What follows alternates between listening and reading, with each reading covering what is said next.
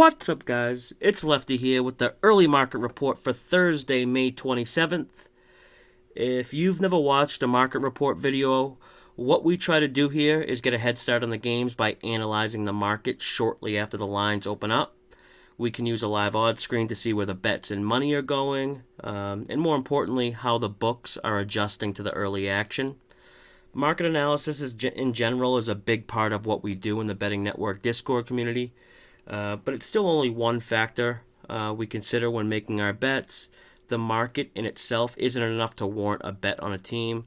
We must combine other factors, but by taking a look at the market early after the lines open up, it's helpful because oftentimes that's when the more informed bettors or sharp bettors are getting involved. Then the recreational bettors or casual bettors tend to get involved later in the day closer to game time. Now, because it's still so early, we still have some undecided pitchers, some incomplete data, and books just that don't have lines listed yet. We'll skip those games and find the ones that have something worth discussing.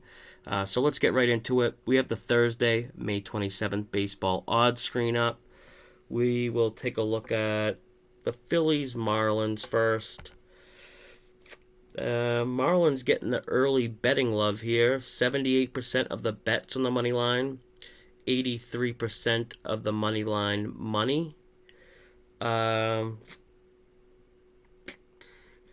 down a little bit from the opener, 6 cents. Penny opens 140. They're at 134, which is kind of weird considering Miami's getting lopsided action. You know, I can't really see Philly getting any sharp action or respected bets here. I don't trust either team really, but Philly's bullpen is just so bad. And both these teams really, their bats can just go cold for long periods of time. Not a game I will probably get involved in, but I am very interested to see if Pinnacle keeps kind of dropping down here. Because if they get to the 120 range, it could be a play on Miami because I want nothing to do with Philly really right now. But we'll move right along here. Chicago, Pittsburgh, Hendricks, Anderson. Actually, this kid Tyler Anderson, he's a lefty. There should be an L here to signify for lefties. Hope maybe that'll get updated later today. But lopsided bets on the Cubbies, no surprise there when they're playing the Pirates. Nobody's running to bet Pittsburgh, but 85% of the bets on Chicago, 89% of the money. That's still, it's not uncommon to see lopsided early action like this because there's not many bets yet. You know, this will even out during the day. Even though it's Pittsburgh, they still will kind of even out as the day goes on. And yeah, if we look, Chicago's getting the lopsided bets and money, but no respect on the line yet. Chris hasn't budged off of 135, and actually Pinnacle's down 2 cents. Hendricks is a play-on pitcher for me right now. He's had a slow start to the year, and because of that, I think he's undervalued.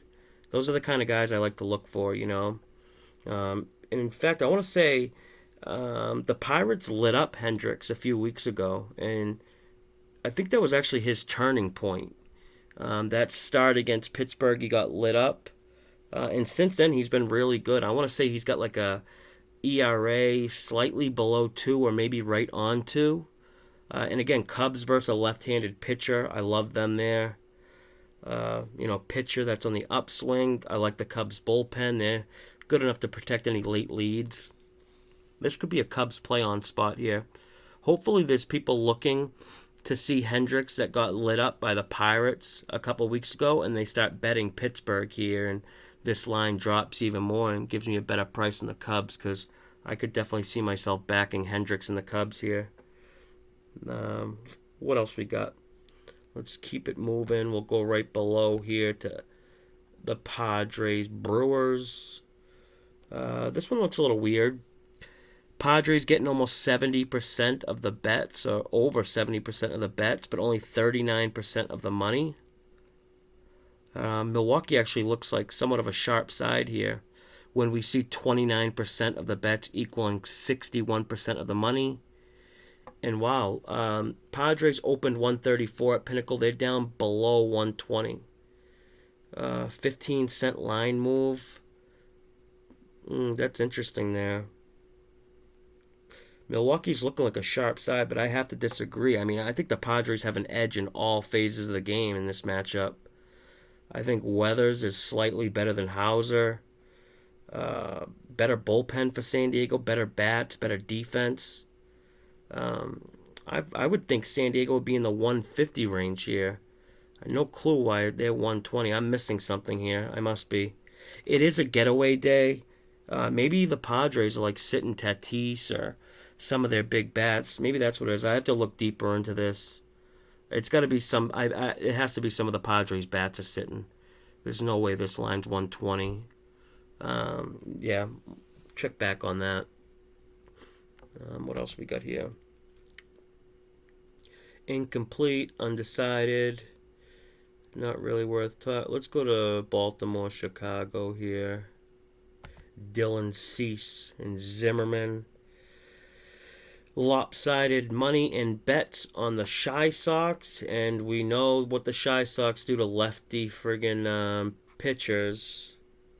I can see why there's lopsided bets and money here. It makes sense. I think the White Sox are now 24-4 going back to last year against lefty pitching. They did just lose to a lefty recently. The Yankees' Jordan Montgomery, I believe. But I mean, they crush lefties regardless. I'm not even sure if minus 220 is high enough for them here in this spot. Maybe a run line play for the White Sox here. Let me actually see what the run line price is on them. Minus 113. Heritage has 118, 120. Say like around the 115 range for White Sox minus 1.5. Actually, kind of like a quick little lesson when deciding, when to bet money line or run line. And what you want to do is you want to look at, or you want to try to use like the implied probability. And I have a chart for this. It's posted all over the Discord community. You just have to ask me for it if you don't already have one saved. But it's basically like a cheat chart that I have for implied probabilities for each money line. But anyways, the White Sox here will say minus 1.5 at minus 115. Really what that is, it's the book saying the White Sox have a 53% chance to win by 2 or more runs. It's actually 53.5% to be exact, but minus 115 has an implied probability of 53.5%. Now, the White Sox on the money line are roughly minus 220. That's the book saying the White Sox have a 69% chance of winning the game. Minus 220 has an implied probability of roughly 69%. Hope you guys are still with me here. Now, the White Sox minus 1.5 runs implied probability is 53%. White Sox money line implied probability is 69%. So again, the books are saying the White Sox have a 53% chance of winning by 2 or more runs, but have a 69% chance to win the game. It also implies they believe there is a 16% chance the White Sox win by exactly 1 run. How we figure that is 53% minus 69%, we got 16%. Now, for me personally, I don't think there's a 16% chance it lands on 1 run exactly. If the White Sox win, I feel like it will be by 2 or more runs. And in fact, minus 115 to me seems just as likely to win as minus 220 does. So I'm not going to lay minus 220 on the money line. I'll take the run line here for sure. But next time you're deciding between a money line or run line, convert it to the implied probability and find out what the 1 run outcome probability is. In a game where there's a total of 7, it's going to be much more likely of a 1-run game because the books are expecting fewer runs or a closer game. But here I go again, getting carried away with the education stuff. I swear I don't plan for it. It just happens. But let's do one more game and get out of here. Let's just go to... we'll go to L.A., Oakland. My man Ohtani. He's getting some early money here. Some of you may know I have an MVP future bet on Ohtani I made back in March or February, I think. And some of you guys were saying I was crazy when I made that bet. I'm not going to name any names, but Oakland actually looks like. Let me go back to combined here. We got LA 60% of bets, 74% of money. But why is Oakland 133 going up to 142? Huh. You know, I'm kind of confused by this Angels offense in general. Last night they lit up Texas starter Dunning and the Texas bullpen, actually. And when you start to see a team hit like they did just last night, I always try to pay close attention because it could be the start of a hot streak, What's this total doing? 60%, 59% on the over, 84%.